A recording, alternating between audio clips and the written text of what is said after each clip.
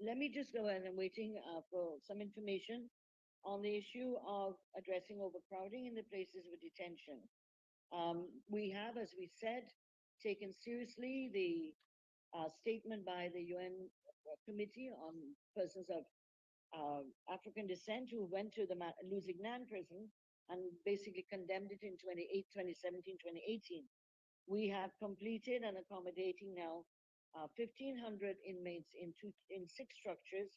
We've already completed housing, and we have been able to construct new facilities, infirmary, and so on. So there's improvement in the conditions of the prisoners. And so there are five new main prisons in Guyana, not two, as the committee member referred to, and they are across all the regions in the various regions in the country. And there's also included in this a female prison, which has approximately 50 to 60 people at any one time. We've started construction at the New Amsterdam prison, which has been there from probably the 1800s, and that is also being done. And we're creating a new female prison also at Lusignan. We can go through and provide you with the interventions we've made to improve the health care, the food, the training programs, etc., of the prison population in Guyana, um, including training programs, uh, uh, providing them with um, school education so they can graduate from high school with literacy and numeracy as well as skills. The and the to go on to go back to the Medical Termination of Pregnancy Act, it says very clearly that the medical personnel must be done by an authorized medical practitioner. And that is the point I made earlier, that the person has to receive that authorization from the medical council with with specific competencies.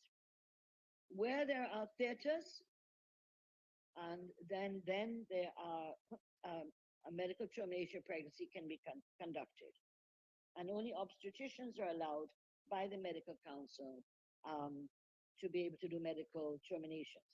So in some cases, we don't have as yet in all places the facilities for theaters in a number of interior areas. This is part of a program of 12 new hospitals and other hospitals being refurbished across the country so that, and I refer to that in my initial presentation, which will bring the facilities up to being able to provide basic care and essential care at the secondary level of medicine and healthcare. To do with the cancer numbers that I was asked for, the number of cases of prostate are 88.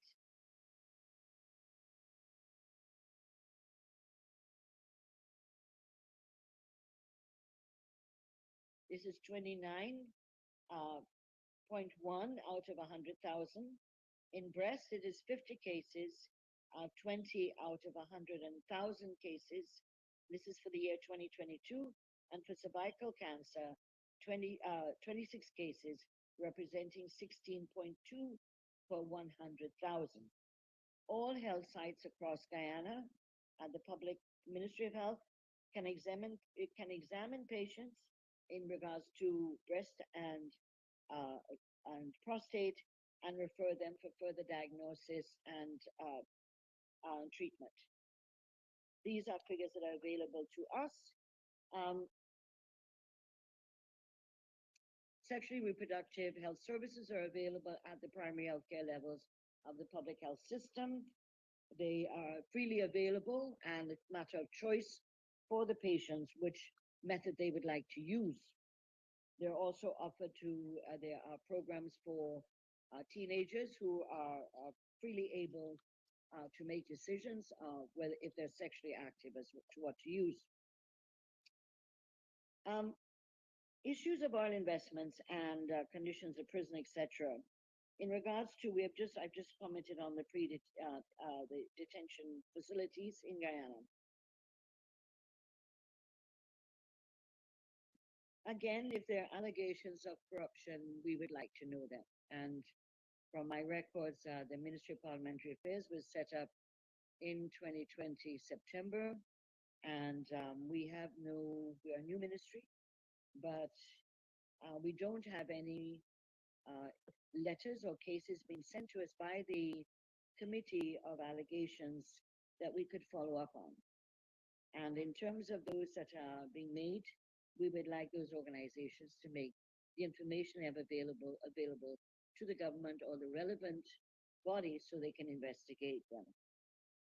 The issue of the oil investment, in my initial presentation, I made it very clear that the budget of 2024, only 30% of that comes from oil revenue. And in fact, I think sometimes we get confused with what is the potential for oil recovery in Guyana and what is actually being removed. At this stage, we only started with first oil in 2019.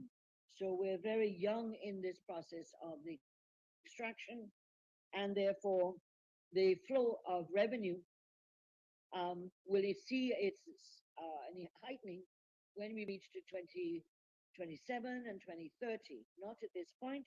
However, I reported in my initial presentation that the National Resource Fund was passed in Parliament, is an act, and I explained that earlier, that this piece of legislation governs and manages and regulates the use of Guyana's oil and gas revenue.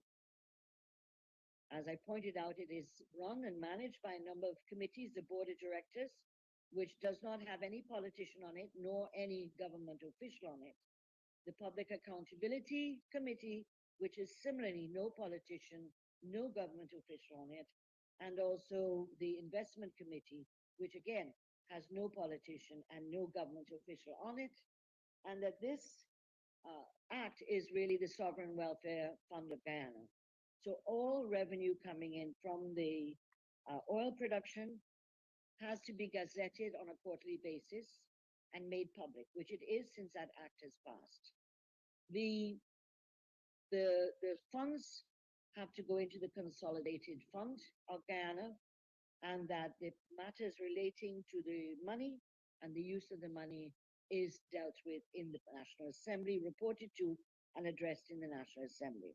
This is a far more transparent process and accountability with regards to the revenue that Guyana is making and potentially can make. There are issues where from the 2017-2018 period, the audited reports, these have been given to foreign auditing companies, and which those auditing reports are in progress at different years, and that there are disputes between the Guyana Revenue Authority, or differences between the Guyana Revenue Authority and the oil companies as to what they owe in terms of profit oil, which Guyana is due. One thing I want to add to the committee, when I began, I said in the initial presentation that Guyana was one of the poorest countries in the hemisphere, the Western Hemisphere, with Haiti and Bolivia, right up until 2006, 2011, and then oil came along, and that has begun to change the availability of money to give us fiscal space we never had before to do transformational projects of roads and bridges that will make communication easier, more hospitals and schools that will provide better services for our people, more houses for persons who are low income and working class people, particularly women and disabled persons. So that we came from a spot in 1992 where Guyana was a failed state. It was a collapsed state. The health and education sector was collapsed. There was no housing program. There were no social programs for people. We've come a long way, as I said in my initial reports, but we have to use that as a baseline, whether we like it or not, of where we started from. And so we have made tremendous strides against all adversity, actually. It hasn't been easy, and that, as I said in my initial presentation, it is the first time in post-independence Guyana that there's hope and optimism for the future, that we see the country changing, and that people are accessing housing that they could not access for years, and this will continue. We're lucky we have a country that has land, and land we have to protect in terms of our environment, but we also have to help our people live a better life. That's our responsibility as a government, as a people, to ensure that. And the Guyana's voluntary national report to the UN in 2023 provides some data on some of these issues regarding our sustainable goals and where we have reached or attained by now. We take seriously our responsibilities, both in terms of our constitutional laws, and we also take seriously the treaty reports we bring before you. The list of priorities that were given to us is what we followed, and therefore, in good faith, we answered both in our report in 2021, and we are attempting to answer in good faith here. But we cannot answer for some issues which we know nothing about or have no information on. Thank you.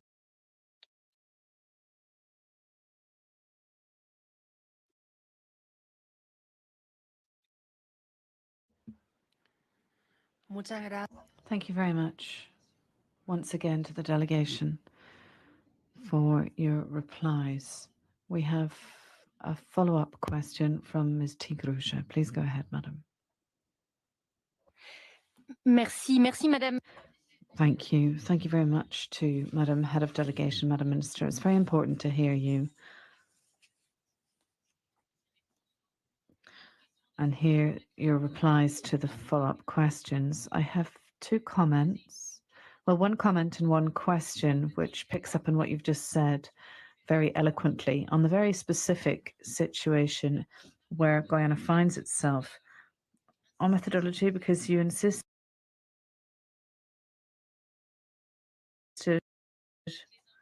on the fact that the information shared with you by colleagues are unfamiliar to you. And I think that Madam Chair recalled at the beginning of the dialogue yesterday that all of the reports from civil society are public and are available on the committee's website. So you have access to those documents just as we do, and that will help you to become apprised of the information that we received as well. So I just wanted to raise that point on methodology. We are not working with secret documents. This material is open to all. I have a very specific question, and what you just said, Madam Minister, is very important indeed. You underscored, and you're quite right, the particular situation of Guyana, moving from a very poor state to an oil-producing state. And I think that the questions that we're asking you about corruption and the structures that are being established is part of the idea that the influence of oil also brings with it some shortcomings. We know that when a state becomes an oil-producing country, that there are major influencers that can come to try to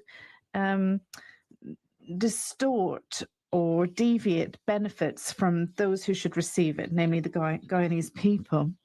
And of course, this Environmental Protection Agency, according to the public information that we receive that is indeed on the website, one of the shortcomings of this agency, now it's just changed, the director has just changed, and it would appear that the person who was the director of the agency before was extremely competent, and when the current party came to power, a month after, the director was changed. And one of the criticisms against this new director is perhaps not to be so well versed in environmental standards, and to allow, therefore, oil companies to come into your country and exploit the oil resources without respecting environmental standards that are very high indeed.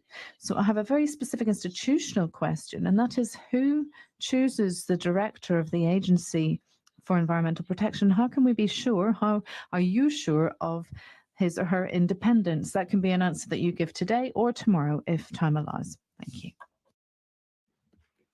Muchas gracias.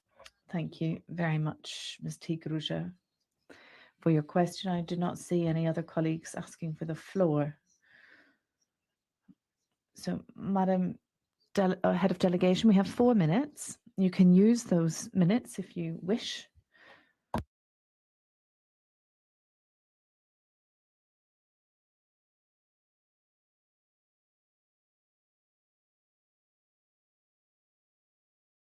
Conclude on this day. The issue of unfamiliarity of some of these statements have been made, and we've been asked to issue. We went through the shadow reports that were made available and posted on the website, and there is no report, as far as we're aware, that talks about children in adult detention.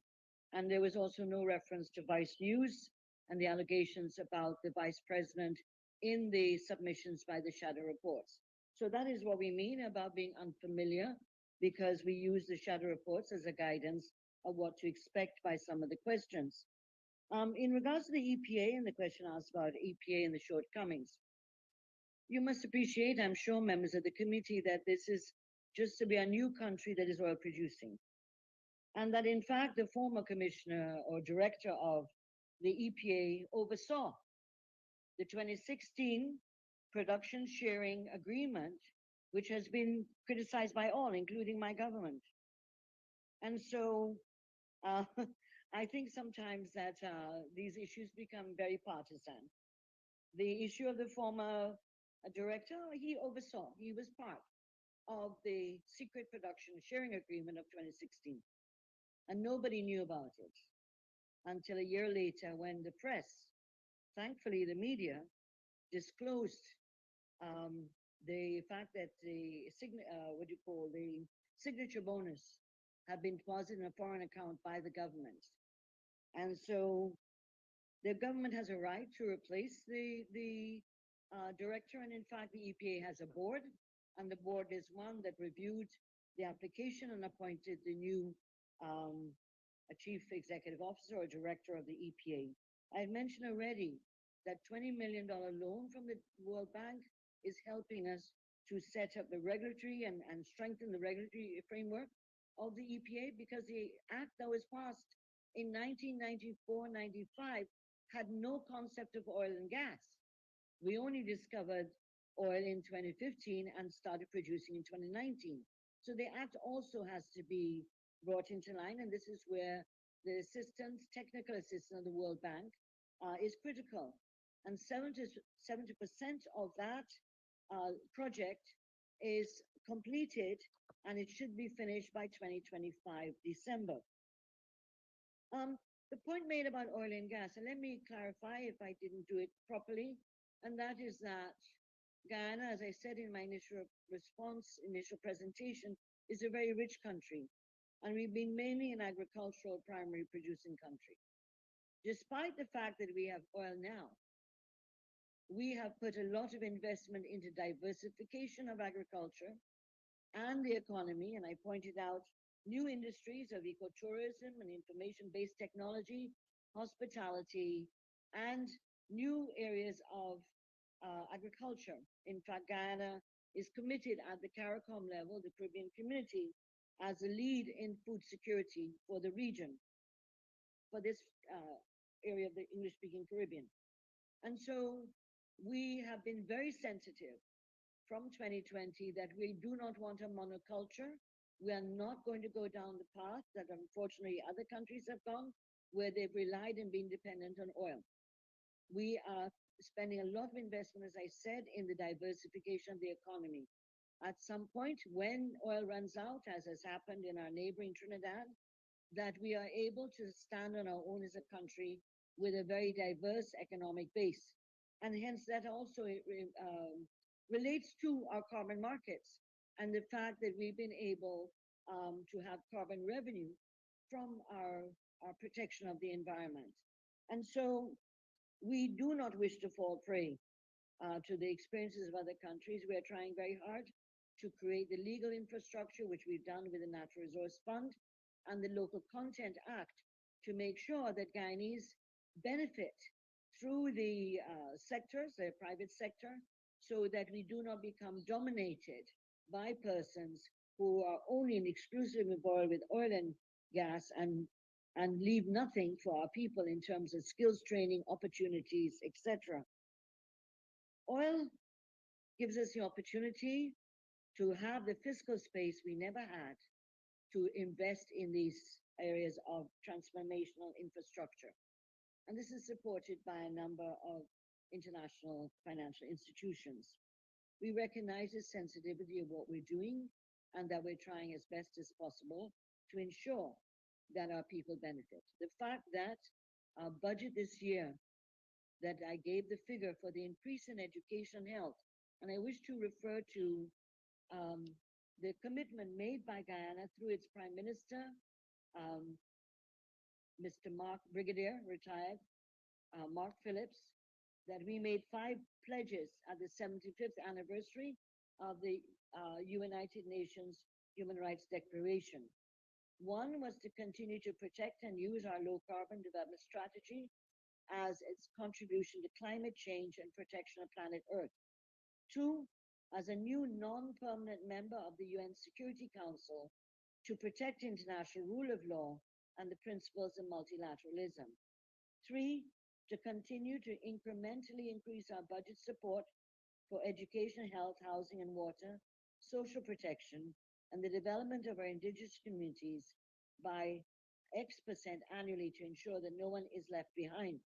4, to continue to build institutional capacity of our constitutional oversight bodies, in particular the electoral management body and the judiciary. 5, continue to build the institutional capacity of the national mechanism for reporting and follow-up on Guyana's human rights treaty obligations. Madam Chairperson, on the latter point of the national mechanism, we have held workshops in the last 2 years on human rights. Okay.